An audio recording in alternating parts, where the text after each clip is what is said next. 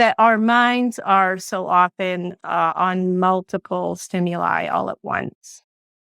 And that's why when we focus in on the, gathered mind, for an injured brain to land, it's such a relief.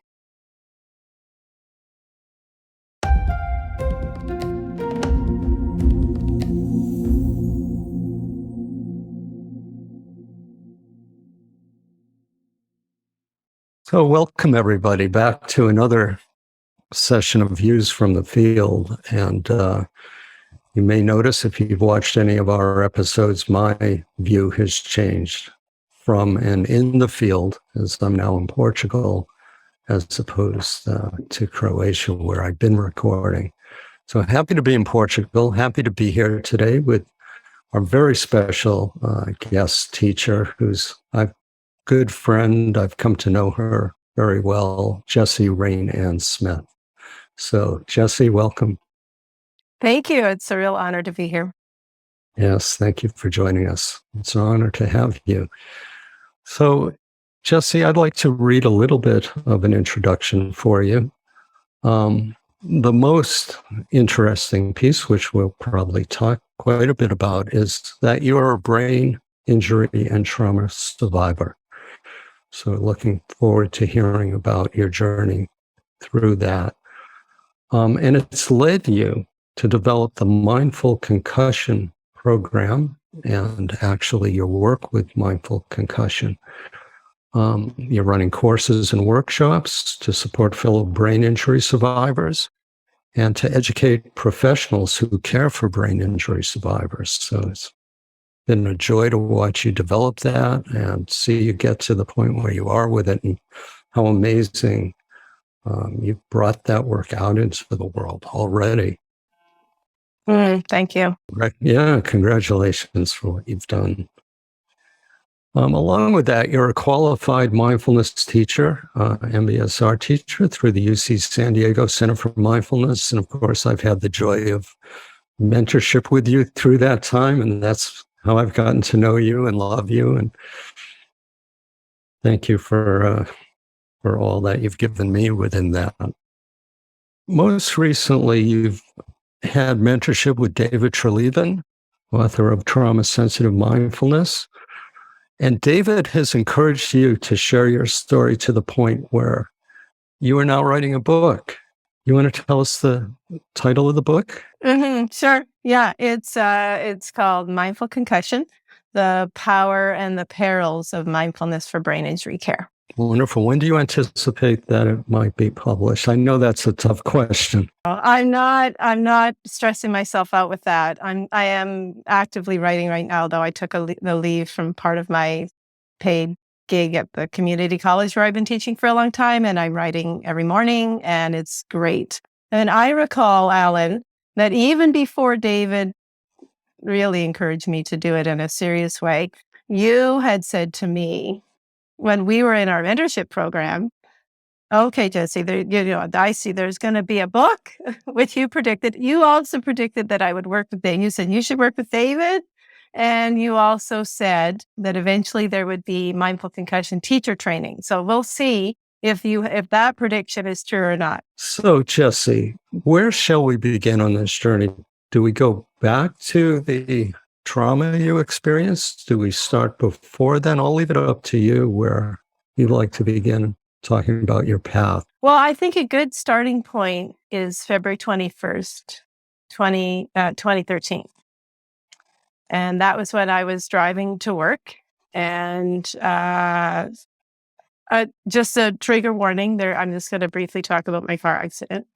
So I was driving down the road, a big busy street in Vancouver, and out of the corner of my eye, I see this car coming.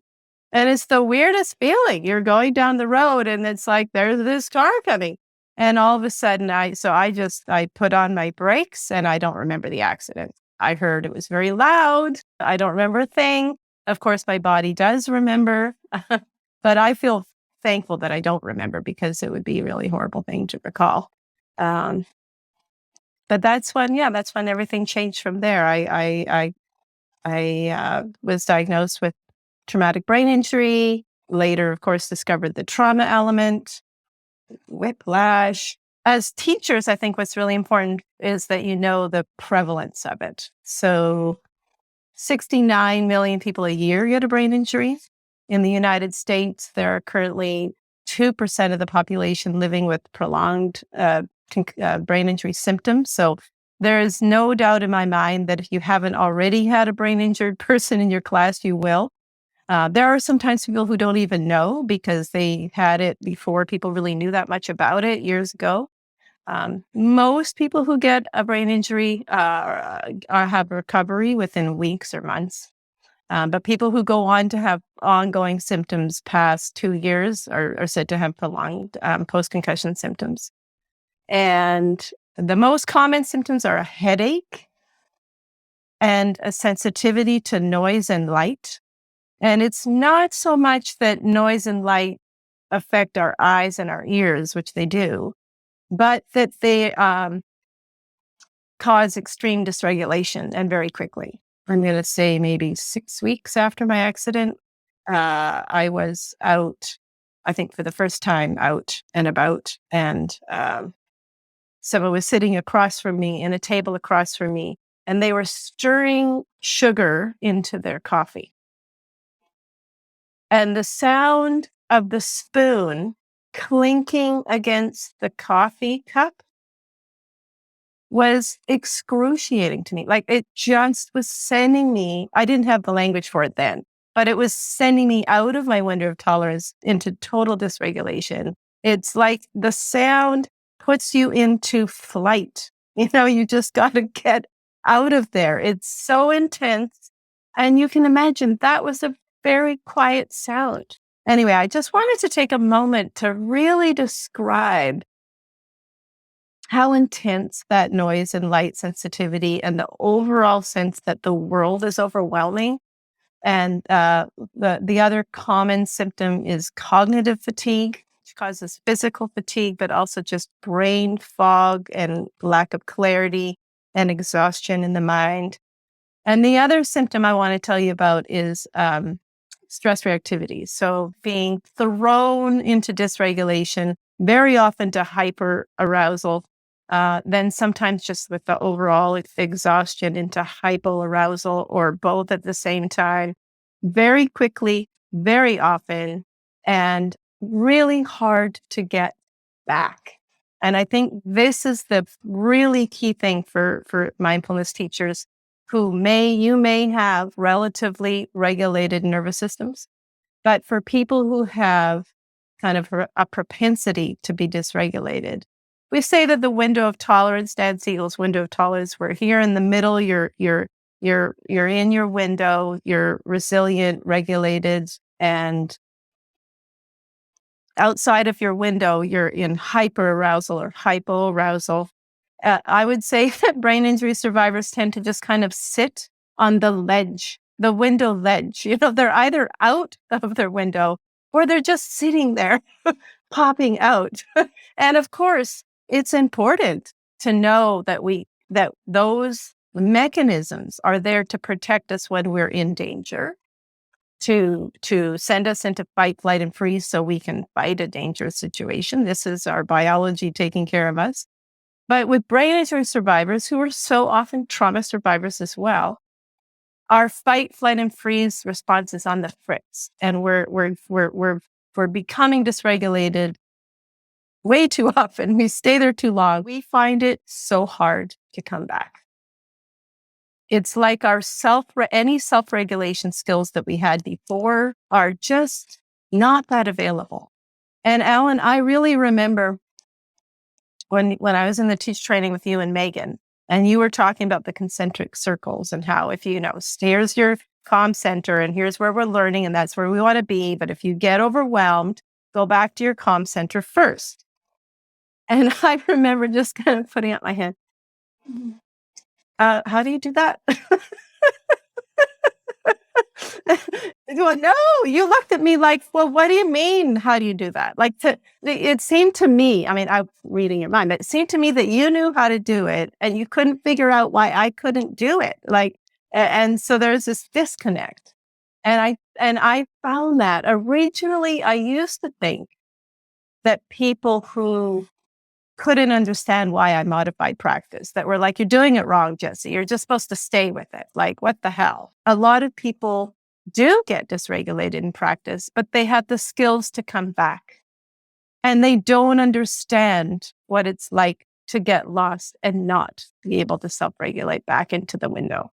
So that's really what the whole Mindful Concussion program is about, is recognizing that it's so easy for survivors to become dysregulated. And not only that, they really need to learn self-regulation skills to be able to come back into their window of tolerance in practice and in life. Yeah. Well, thank you. You've really developed the window of tolerance conceptually, schematically, visually. And congratulations for the work you've done on that. And I know it's going to help many. It's helping many. Thank you for your explanation of it. So here you are, you have this experience. And did you know what you just described 6 weeks out, 1 month, 2, 3 months out? So where does this kind of awareness start to move in that, yeah, I am injured in this way and this is what's happening to me? Yeah, no, a lot of this is like looking back, why mindfulness helped me, the power of it, and then the peril of it, and then why I modified it. To me, I didn't know what was going on. I was just thrashing about in misery, not only are the physical sensation that I talked about, but then as well, the reaction to it, not only to the physical sensations, but to the new reality of like, am I going to get better? When will I get better? I have to reduce my work. Like I have to not do social things because it's too exhausting. Very, very early on, I was lucky to be sent to the rehab center here in Vancouver, GF Strong. And they said right away, the first thing they said pretty much was, you have to practice mindfulness. Like this was the very, very strong recommendation.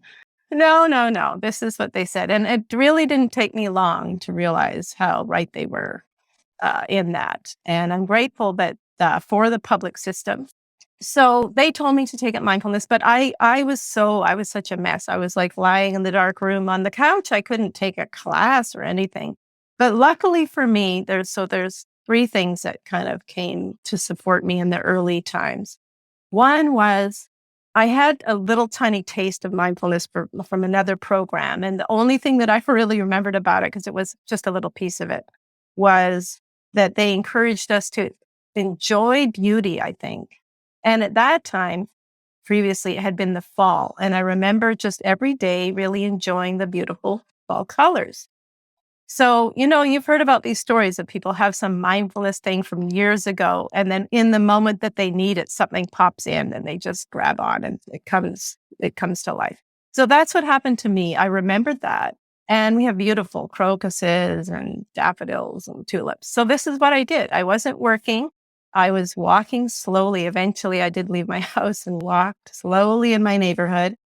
And I just started with flowers, I just, and it helped that I couldn't walk fast and I would just walk up to them and look. And I didn't even know I was doing the thing you're supposed to do. I was just like the 5 senses, looking at them, touching them, smelling them, the whole thing. And I found that the more narrow I went, really, then that would make me feel very calm and present. And then the further out that I tried to do the same thing with trees at first was too much.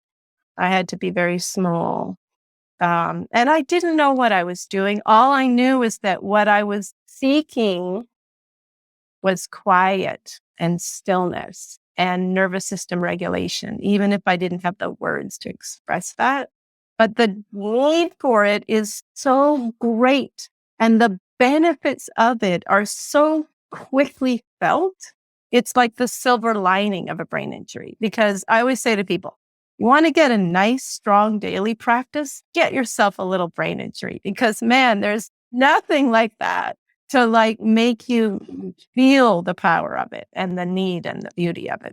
Yeah, wonderful. I think you knew exactly what you were doing. You were being with those flowers, and you're getting the results of that. Yeah, it's interesting how so many of us have moved into this practice through our adversities, our traumas, our physical pain. And I always think of it kind of like the pearl and the oyster. So maybe the pearl is discovering mindfulness in this case. Yeah. So how are you modifying, Jessie? I found this video by an actress who'd had a brain injury, and she led a little bit similar to what I just did, was the long, slow, deep breathing. And I did that. But luckily, I found it very early on. And I just have been doing that ever since, just really long, slow, deep breathing. So the first official practice that I did was actually a weekend retreat out at UBC, the University of British Columbia, and it was with Howard Kahn from Spirit Rock. And so here, when you talk about modifications, so right away, here I am, my first thing, and I'm just like modifying everything. So, but I didn't even realize I was doing it really. I was just, again, following my need for quiet. And it was so beautiful to show up and spend a weekend in quiet with people to begin with. And it's a beautiful setting. And so he had us first, touching to the sensations of breathing. Oh, great. So I go into my long, slow, deep breathing. And then he says, but don't change your breath at all. And I'm like, what are you talking about? You want me to like stay with my short and shallow breathing? No, thank you. So right away, I'm already not doing it the way he said. And then he invites kind of open awareness, like open it up from the concentration, open it up to the sounds and da-da-da. And I'm like, no, I'm not doing that. I'm just staying right here with this breath. And then, of course, I would lose and then come back. But there was no way that I was going to do any open awareness or insight and then they'd talk about the Four Noble this and the Eightfold that. It would all go over my head. And then they said, okay, go out and do your walking meditation and feel the feet on the ground and the movement of the steps. And I was like, what? It's beautiful outside. There's the breeze and the trees and the flowers budding and I just didn't pay attention. I just did my nature practice. Yeah. So that's kind of funny. And that's how it started. And I've been asked before, like, why did you know to do that? Like, because a lot of what happens is people white knuckle their way through and they just suffer, or they just give up. They just give up and like, I can't do that. That's way too much. So another way that I modified was through then later, I finally did take the MBSR because the GF Strong did recommend it. So let's go back and remind you about the state. Now, it's more than a year later, and I've been doing yin yoga, which I'd done before the accident, this long, slow breathing and the nature practice, going on these retreats that were really quiet. I show up at the MBSR, and I'm a mess. I am a mess. I'm exhausted. I'm back to working, not full time. It's the end of the day, the worst time of day. I've been on transit, which is loud and bright, worried about my future. I'm highly reactive, struggling with trauma as well as brain injury. They're so tied together. But, I always said that this class, good, I'm going to do this class. So I'd go and right away, first day, they have us lie down in the dark, doing a body scan. And I just start to twitch, like my legs are twitching. I'm like shifting. I'm like, eh.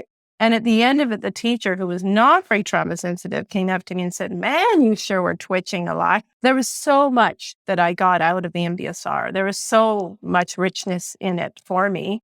The sacred pause, the learning about stress reactivity was so important to me. The fact that I actually learned what was going on for me. But at the same time, it was way too much, really way too much for me, even after more than a year.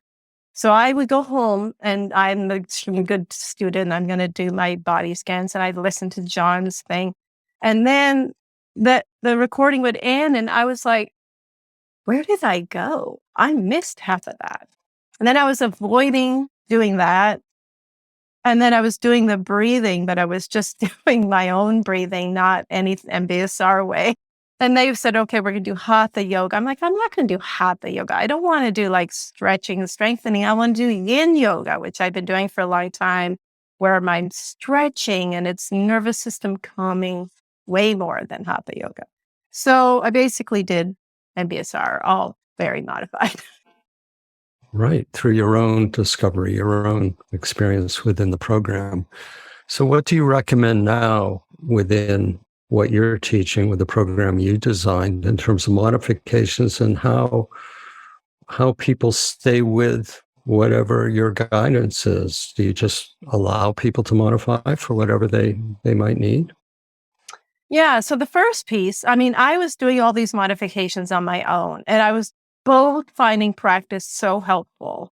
And when I began to actually have the wherewithal to be with the difficult, which took a long time to have that capacity, but when I did, it was so amazing to be like, oh, I can let go of my trying to push my symptoms away, and I can just let them be here and not get caught up in my thoughts about it or my reaction to them. So I really benefited from those elements of practice, but that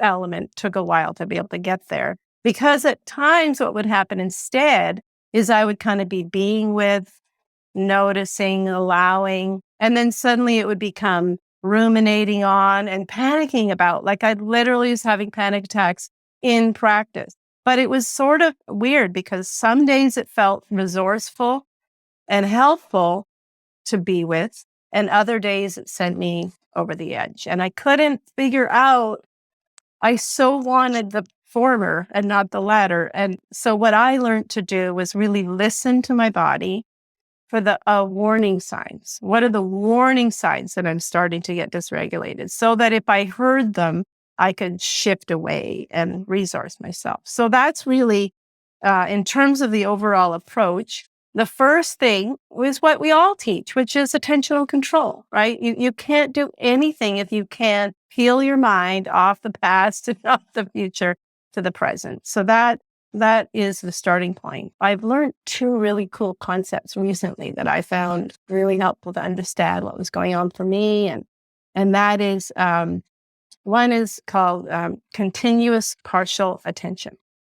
So not only do we get exhausted with the going the back to the future and the past and all that, but that our minds are so often on multiple stimuli all at once. And that's why when we focus in on the, gathered mind for an injured brain, monkey mind's hard on everyone, but for an injured brain to land, it's such a relief. So that's the first thing, is for my students to feel that they can learn to not have their attention to so many places and that they can land there. But we start with anchors of attention that are as much as possible neutral or pleasant. And it's really important that in the first days and weeks and even months of practice, that survivors are not asked to pay attention to interoception, to their difficult physical and emotional sensations. We of course they'll come up, and then the guidance is to move over here to this beautiful flower, the taste of chocolate, sipping the tea, a nice gentle movement, whatever it is. So that's the first thing. Learn attentional awareness with pleasant to neutral anchors as much as possible, knowing that it's not always going to stay that way.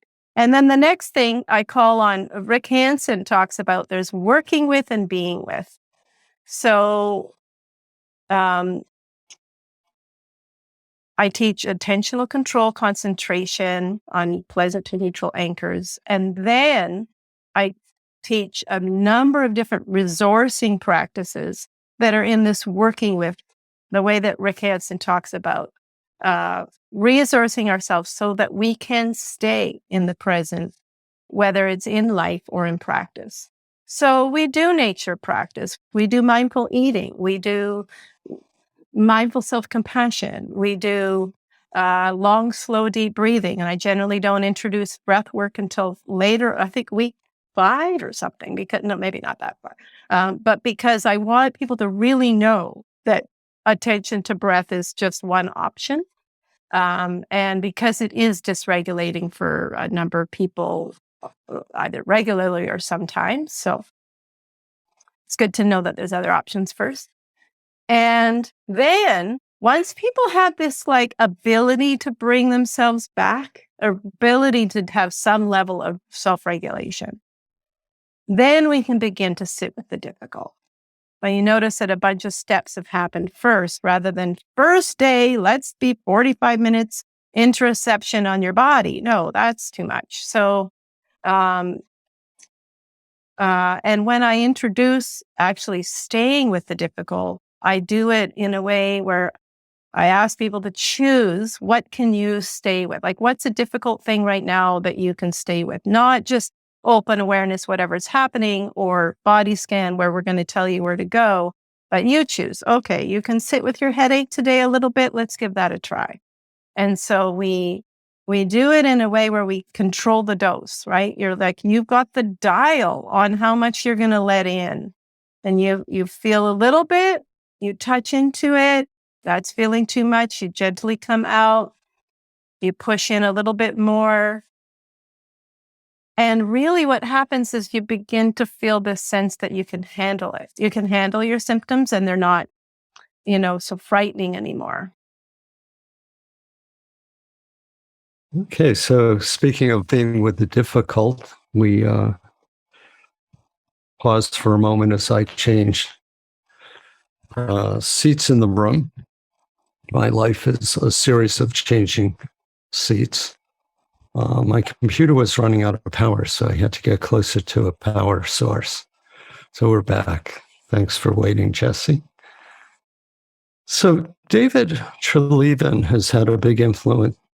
Treleaven has had a big influence on you.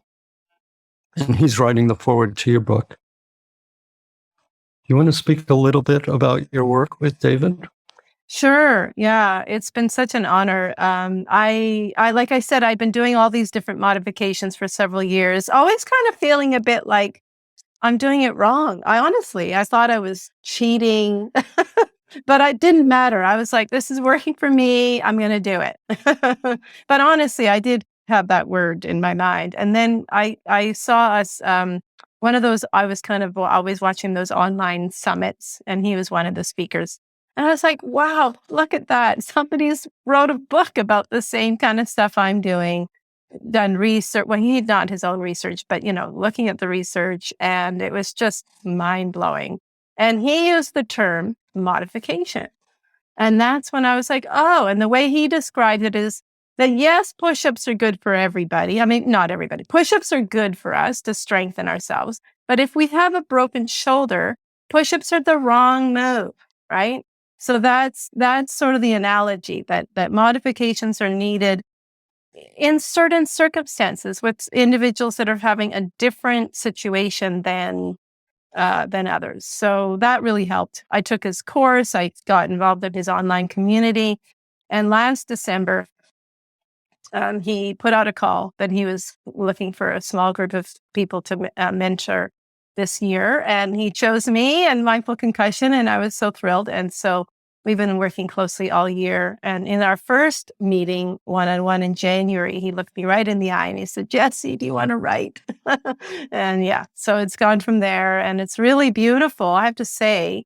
And the whole thing of developing my 8-week course and doing these, I gave a talk for the Canadian Brain Injury Association not long ago, the Canadian Occupational Therapists. Like, I'm doing a lot of these different teaching, but when you write and you teach in this way and develop your own work, you have to really hone in on what you're saying and doing. And so it's beautiful to just become really clear about what I'm offering. I am so happy to be doing that. And it's just really rich. The experience of writing, you get more in detail. So I'm just going back to those moments and figuring out, why did I do this and what was actually happening. And the other new concept that I've learned recently, besides this continuous the partial attention, I learned a new term recently, which is the switch cost of moving attention. So the brain power it takes from when we say have our attention on an email that we're working on, and then a text comes in, and we move our attention over here to the text, and now we got to figure out what that's about. We deal with that, and then we got to bring our attention back here and get back into this. So all of that has got a cognitive load, and that made it easier for me to understand why open awareness and this like moving and then naming, like it's so hard for people without a brain injury to understand that the simple thing of saying thinking, or, oh, I'm feeling angry, or any cognition in the mind as a part of practice was just not on. Like that was like adding more to what I was trying to quiet down. So I was just like, so I ended up gravitating to a way of knowing that's more the felt sense inside me rather than the cognition of what was going on. It's kind of more advanced in a way. It's harder to teach, but definitely was helpful to me. So understanding the switch cost of how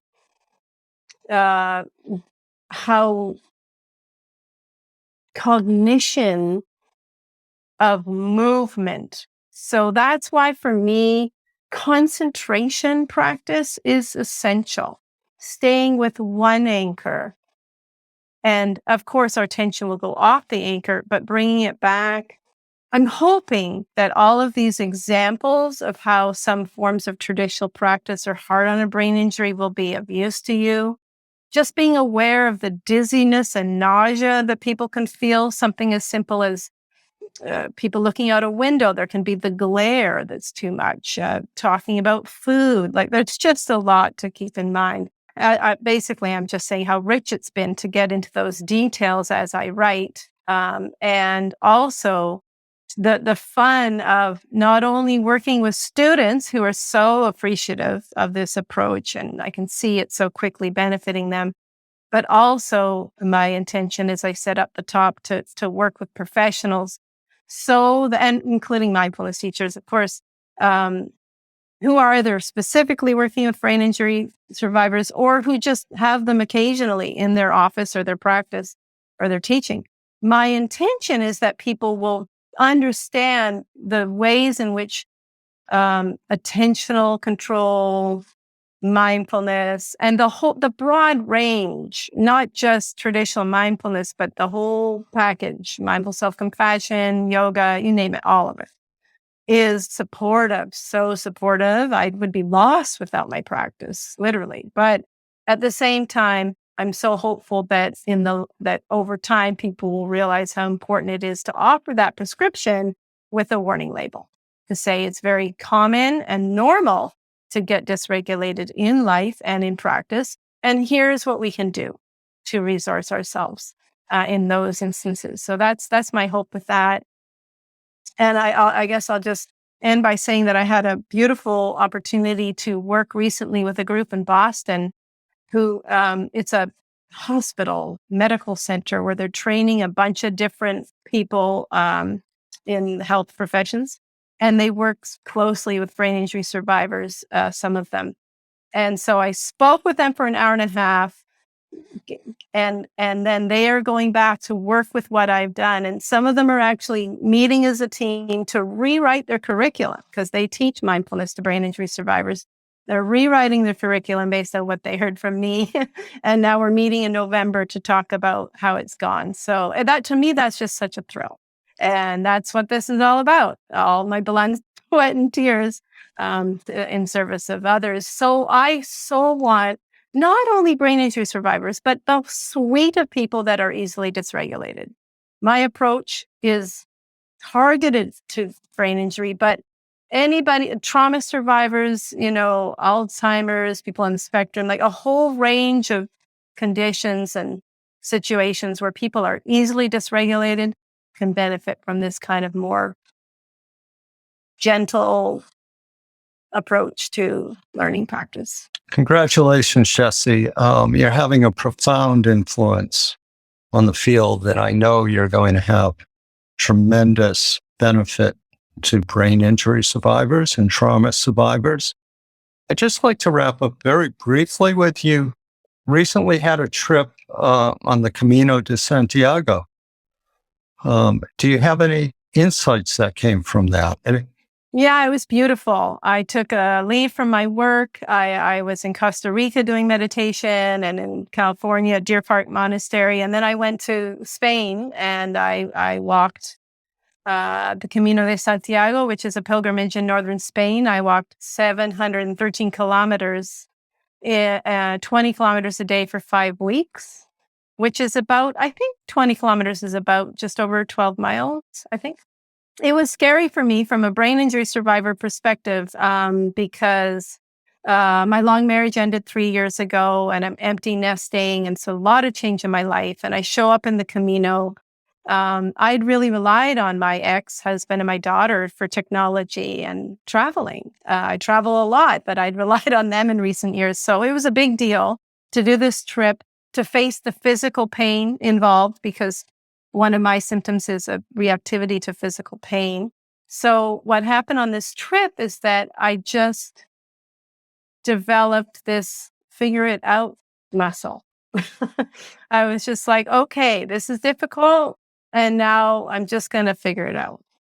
And I did have pain every day and I sat with that and it was okay, and I felt the power of that path. I'm an atheist and I was a little skeptical of the Catholics thing there, but it was powerful to walk this path that millions of people have walked for over 1,100 years. And I felt at times just like angels watching over me. I'd be walking this way and then suddenly I would stop. It's like, oh no, I feel this push. No, you got to go that way. And so it was powerful. And I came home feeling physically stronger and feeling, I guess it's like the whole trip was a bit like letting go of my attachment to outcomes and just letting the trip evolve and be what it was.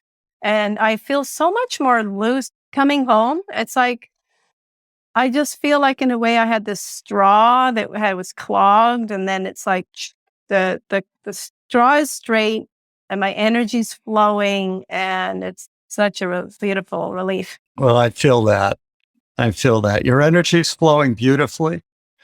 Thank you so much for sharing it with us today, and may many benefit from hearing it in the future. And Jessie, thank you again. Your heartfelt work is just so beautiful. So until next time, everybody out there, take good care, and we'll see you soon.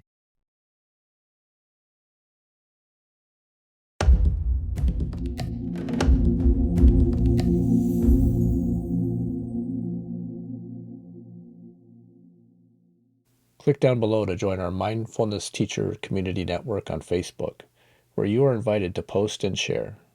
Also, subscribe to Sing to the Mountain Studio. Ring the bell so you don't miss out on future recordings.